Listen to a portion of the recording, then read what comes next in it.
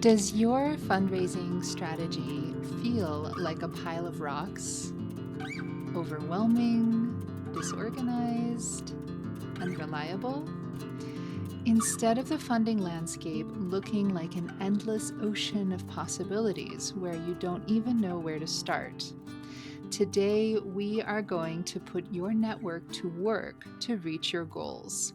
Now, there are a lot of people, individuals who are involved with your organization directly or indirectly.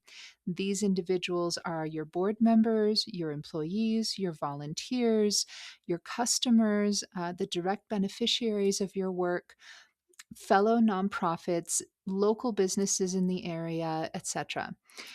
Of all of those people, 70% will be strategic partnerships, and only 30% are actually going to be direct funders of your work. What we're going to talk about today is how to leverage that 70%, those strategic partnerships, by valuing the tangible and intangible assets that they are and bring to your organization. And the rest of the beach, it's just rocks. So let's get started. So, here are the basic fundamental logic and principles of our strategic networking framework. First of all, if you do one thing and one thing only, it is love up on your current funders. And you know what that means. What I bring to every nonprofit that I work with is something that I've called a gratitude committee. This should start in your board of directors. There should be one board member who volunteers to be the chair of the gratitude committee. Usually, that's going to be the person who's flawless at writing and sending Christmas cards and birthday cards and marking the holidays and getting them in the mail a week before. So it arrives a day or two ahead of time. That is the kind of person that you want heading up your gratitude committee. The rest of however you build out that committee is up to you and your organization. What's important is that this committee, their task and their raison d'etre is to love up on your current funders.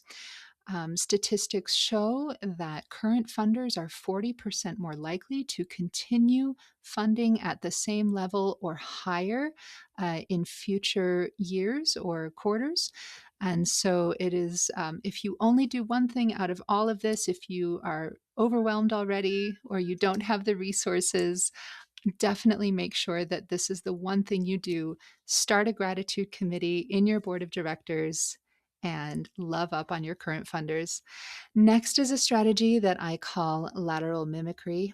And this is looking out at the landscape of other nonprofits that are of similar size and in similar areas of work as yours. So if you're in environmental justice or food sovereignty, if your nonprofit works with Indigenous or Native American populations, whatever it is, do an internet search and look for other nonprofits and scan through their 990s, which are public. Those are the tax returns.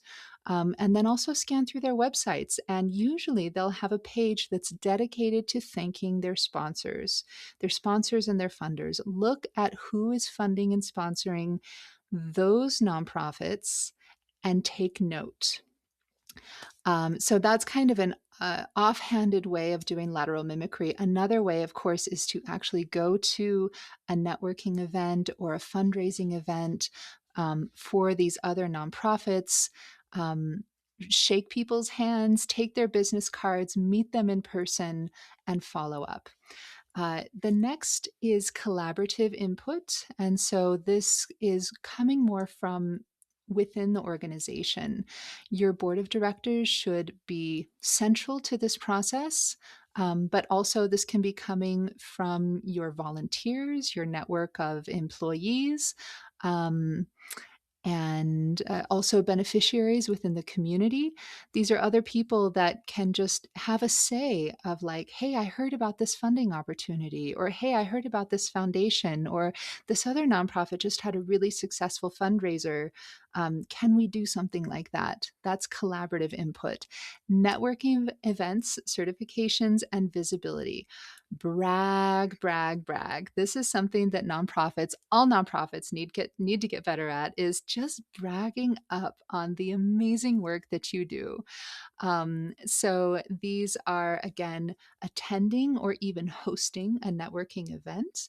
If you have like a regional nonprofit that is within the health and human services arena, invite everybody else who has anything to do with social services, the food bank, the animal shelter, the homeless shelter, the adoption agency, the legal aid. All of those resources should come together and at the very least have a networking event. Your certifications matter.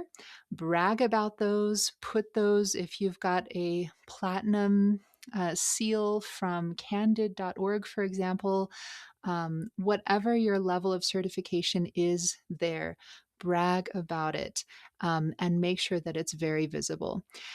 Next is to follow up when declined, and that's grant specific, but it's also specific to your network. So if you reach out to somebody that you feel, I met you at this event and I thought we had a good connection and our work might be aligned, they could say, no, it's not really a good time, or I'm not really interested.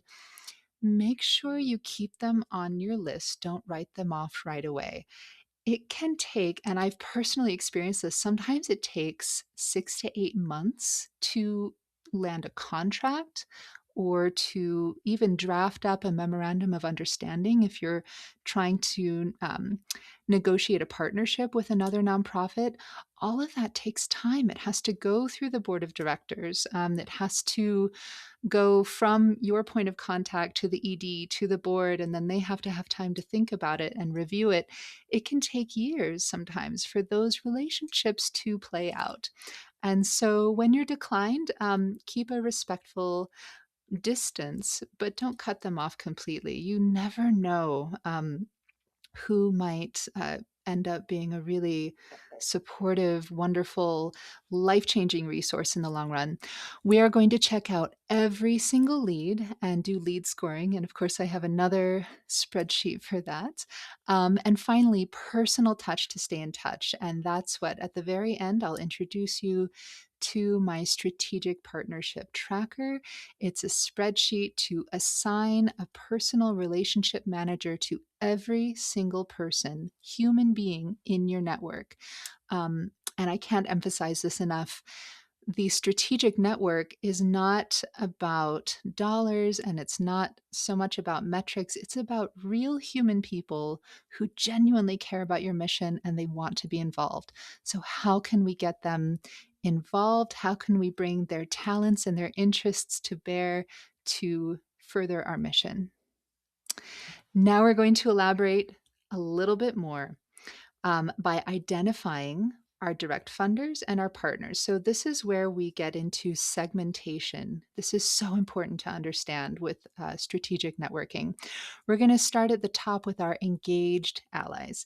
This is the easiest one to wrap your head around. These are the individuals that already support your mission. These are your board members, direct beneficiaries of your work, your staff, and your volunteers. Next, we have knowledge partners, and these are individuals who provide intel on open calls, funder priorities, and eligibility requirements. When I was the ED of my own nonprofit, I just kept tabs on all the other nonprofits in the area that may or may not have done similar work, but we kind of just kept tabs on each other. And we would regularly send out grant opportunities to each other that would say, gosh, I just heard about this and it's not really aligned for my work, but it sounds like something that would be great for what you're doing. So, those are knowledge partners. These are also researchers and consultants. These are former or current funders, and these are also grant makers and associations. Wealths of knowledge and resources there. So we definitely want to make sure that those also get onto our strategic partnership tracker. Next, we have visibility partners. These are people who share our work on their platforms and include us in joint reports or events. And so, this is where collaboration really comes to bear. It heightens your visibility to new audiences or new population segments and new funders who may not have ever heard about your work. So these are social media influencers, these are allied campaigns, and these are media outlets of every kind: radio, podcasts, the local newspaper, somebody with a blog. All of those absolutely count. And as nonprofits, we need all the visibility we can get. Next, we have credibility partners. These are individuals who provide public endorsement, co sponsorship, or letters of support. So, this can come from recognized non governmental organizations or nonprofits, people who are involved with municipal governments, and community leaders. These are people with a platform. They stand at a podium, they have an audience, they have an agenda. And if you can get on their agenda, that's a really powerful way to amplify your message. Next, we have referral partners. These are people that connect us to new funders, write introductions for us, or recommend us to aligned foundations. And as I was sharing earlier about knowledge partners, this is another category of collaboration of other nonprofits, other professionals in your field, who are just going to be the most loyal allies to your mission. They know about your work. They aren't going to be direct funders, but when they hear about opportunities, they will send them your way. These are peer nonprofits, these are your board members, academic collaborators. And finally, we have direct funders. These are the individuals acting within organizations or on their own to provide grants or re-grant funds directly to your programs and services. These are public and private foundations as well as government grants.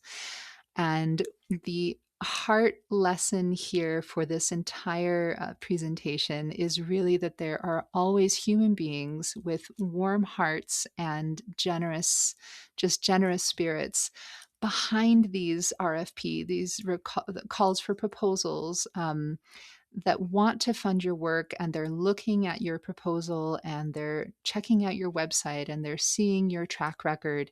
These are real human beings. And so that's what this work is keeping us towards. We're not going to automate any of this. We're keeping it hands on, we're keeping it warm, and we're keeping it very personal. So now we're going to put all of this into action with a 7-month strategic networking development plan. Don't put dollar values to this. This is about developing the network of human beings who are your allies, cultivating the strength of those relationships to leverage the value and the asset that those relationships can be for your mission. So first, we're going to set a goal. How many people are in your strategic network? Have you identified them? Let's set a goal. I think everybody, if you're just getting started with this, you should set a goal of at least 50 strategic partnerships on your spreadsheet that we'll get to in just a moment. Of those 50 people, let's say 50%, so 25, are going to be assigned a relationship manager, and we want to have a warmth rating of 4 or 5 out of 5 stars, something like that. So we'll get through this whole process, and step number 1 is to set really realistic and tangible goals that have to do with your organization. The first month, we're going to map and position. This means we're identifying who our strategic partners are. We're going to segment them just as we talked about. What kind of ally are they? What kind of value do they want to bring to this organization? And then we're going to develop the materials that we need to have a consistent and sustainable outreach to those individuals. Month two, we're going to engage and reach out. So that means that we are submitting letters of intent. If there's not an open RFP, request for proposals, it never hurts to just send an email or send a letter or go to a networking event. These are cold calls. You can request warm intros. If you know somebody that knows somebody, don't be shy to ask them for an introduction. Say, hey, I heard that you are friends with this person. They're on the board for this foundation. Can we go out for lunch and you can introduce me so I can at least talk about my work a little bit and see where it goes. And then we're going to secure letters of support or endorsements. And this is about working with what you already have. If you're a nonprofit, you have a board of directors. Start there. Get every one of your board members to write an endorsement or a testimonial or a letter of support. That's a great way to start. Month three, we're going to activate our visibility and trust partners. This means reaching out for collaborations. We're going to engage new funders if they write back from our cold calls or our emails or our letters of intent and they say, well, we don't have any open funding opportunities now, but check back in a few months or subscribe to our newsletter. Make sure you just email them back and say, thank you so much for your time. Thank you for your response. I will definitely subscribe to your newsletter. And then we're going to publish and brag. And so by month three, you haven't necessarily accomplished anything, um, but you get to recognize where you already are. You've established your nonprofit, you have a solid board of directors, and you have at least one program that is running. It's a visionary program that is out in the world and it's making your community, the environment, it's making the world a better place. So brag about it. Month four, we're going to apply and strengthen. So now we're submitting proposals, we're hosting info sessions, we're inviting our network to come to our table. It's going to be catered, there's going to be live music, and then there's going to be a Q&A. This is what we have in mind. These are the resources that we need. How can we work together to make this happen? This is the problem that we see in the community, and this is how we'd like to address it. But it takes a village. How are we going to collaborate to make that happen? We're also making sure that on our website, we have a web page dedicated to highlighting our partnerships. Month five, we are stewarding and scaling. So by now, we've filled out the entire partnership tracker. We have a relationship manager assigned to every single individual contact. That means within the organization, everyone is engaged. You've got your board engaged in doing this. You've got your employees, you have your community outreach coordinator, your volunteer coordinator, and some of this can go to your executive director as well. Whoever is bringing in these network partners is assigned as the relationship manager, and it's their job to make sure that they are stewarding this relationship in a really authentic way. That means we're following up. That means we're asking for referrals. We're not asking for money. And then we're also submitting proposals. So we're following the newsletter. We have a personal contact within the foundation. And then when they open up their grants, then you're submitting proposals. Or if they say, our work isn't really aligned, ask them again. Say, do you know of another foundation? Never hurts to ask. It takes a lot of humility, I think, this whole process, but it's very worthwhile. Month six, we're leveraging wins and repackaging. So where has this been successful so far? Where are kind of our weak points? Is it in delegating relationship managers within the organization? Is it actually having the capacity to do this? And if this starts to get beyond your capacity, then you need to stop where you are and cultivate the network that you have. So that will serve you well in the long run. If you can only think of 20 people that are part of your strategic network, absolutely develop and cultivate those relationships as long as it's within your capacity to do so. Of course, we're announcing our wins, we're sharing our impact reports, and we're hosting roundtables. So, for those strategic partners who are very responsive and they're engaged, and they're giving you assets like letters of recommendation or testimonials or discounts on products or in kind donations, bring them back to the table. Say, oh, I love that you are part of our mission and our work. Come back to the table. We want to show you the impact that we've had so far and get your feedback. And that's recognizing that we're not perfect, but we're working together to improve this as we go. And finally, we are converting our allies to funders. So by month 7, I promise you will have a robust and glittering, beautiful strategic partnership spreadsheet. Basically, you'll have all the names, you'll have the relationship manager, you'll be able to see at a glance how warm that relationship is, what kind of documents or shout outs or blog posts or anything have been exchanged. And then you're able to follow up and take from that segment, pull out 30% and no more, and choose those people very strategically and very carefully to then make the ask to become a direct funder. So that means exactly what I just described. We're evaluating, we're submitting more proposals, and we're asking our allies to become funders. So, all of this information you can take and drop into this beautiful spreadsheet. It's very simple. It's a strategic partnership tracker. I have an entire walkthrough video that I'll link into in the description of this video as well. But this is where the rubber meets the road. You can start dropping the names in, segmenting because now you understand the meaning and the value of segmenting your network and cultivating the personal relationships that will support your mission, not just financially, but also actually taking hold and growing now and into the future. Thank you so much.